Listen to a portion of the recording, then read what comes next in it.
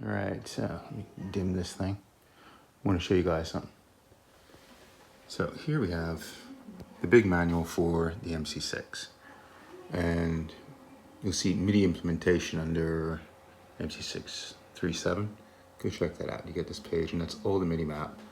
And down the bottom, they've even, as of this morning, stuck in the expression pedals. So, what you can see here, I think you guys know I'm famous for these little on-song visual remotes where I take a picture and do a graphical thing and then lay stuff over it. So, what I've done here is laid two invisible notes under the up and down, and this one to change toggles. Check this out. If I hit that, I'm going between the first 6 buttons and the next 6 buttons. Hit here, can go down through the banks, can go up through the banks. So all well and cool. The fun bit, how this is done, you have these sticky notes. You see what I'm saying? And you can edit them and stick MIDI in them. When you get to the MIDI events, send, add new one. Oh.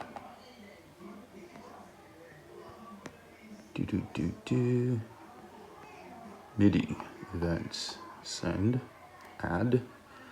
Control comes up. This is the joy, the great thing here of on song. Much like the MC6, where you can put in what's on each channel, you can do the same thing here. But you can also map the exact same thing you have on screen. So you can write in the MIDI map. Now, I've gotten up to page 4, CC4 done. So I'm going through here, editing all these. And the absolute grooviness of that is you can set the toggle to that, and the values for it I've written in there. So I'm basically making room and writing in new stuff. If I go to 8, should be 0. Test the command. Done. Done.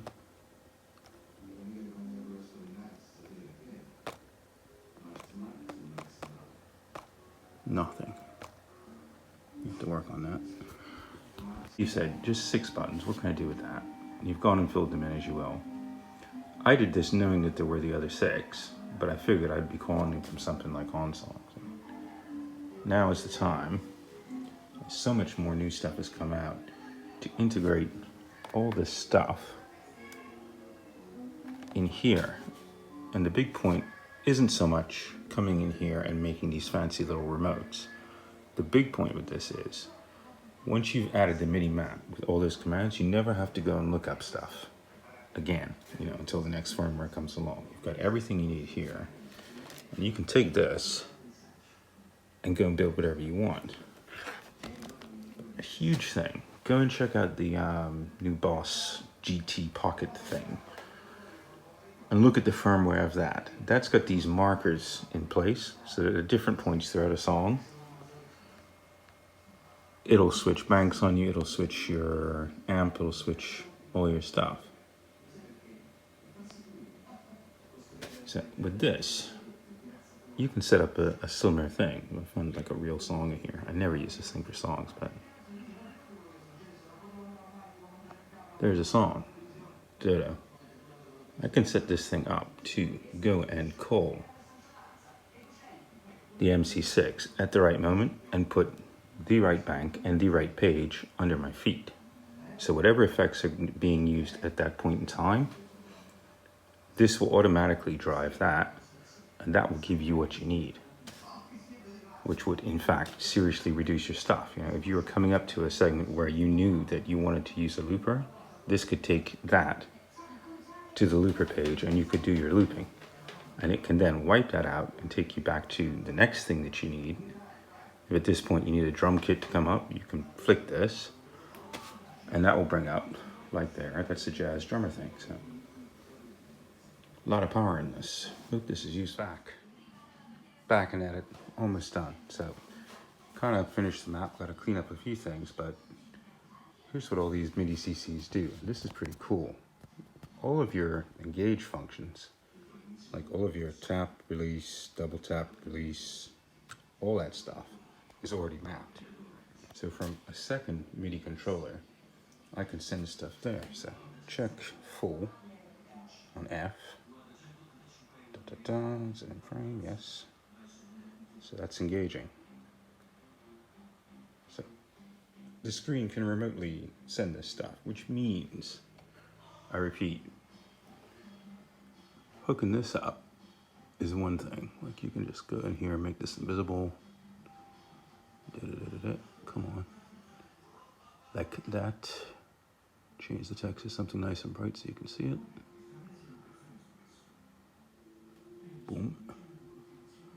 So that's now almost disappeared. Boom. As I'm tapping that button, it looks like it's working and blinking, and you can clear the redo with a toggle. So pretty much anything that's in here, you can remotely do from here. And if you can remotely do it from here, you can embed it within a song. So the song will drive this for you, or it can drive directly. So if this died on you, much of the stuff could be done here, not everything. This is a powerhouse. Get the thing. 2 MIDI controllers is cool. If you think of an MC3, which doesn't have the big screen, it doesn't have all the, it just has a much smaller thing, but it's the same brain. So if you're running out of room on the floor, you know, the question was posed this week, well, can the 3 drive the 6, or can the 3 drive the 8? Well, here's my question in reverse. Why can't the 6 here be taken out and you have a 3 in there? And you do all of the manipulation remotely. If this doesn't have to have EXPs on it, and it can just have WIDI masters and power, you can suck that off the board and go and play far away from all your gear and still have control. If you have one of these and a simple controller, you know, less is often not necessarily just less. If it's better, more is also better. But if you can remote these things, or if you can change roles, or if you can do like that air step board, which, you know, does this. One talks to the other, which talks to the rest of the world.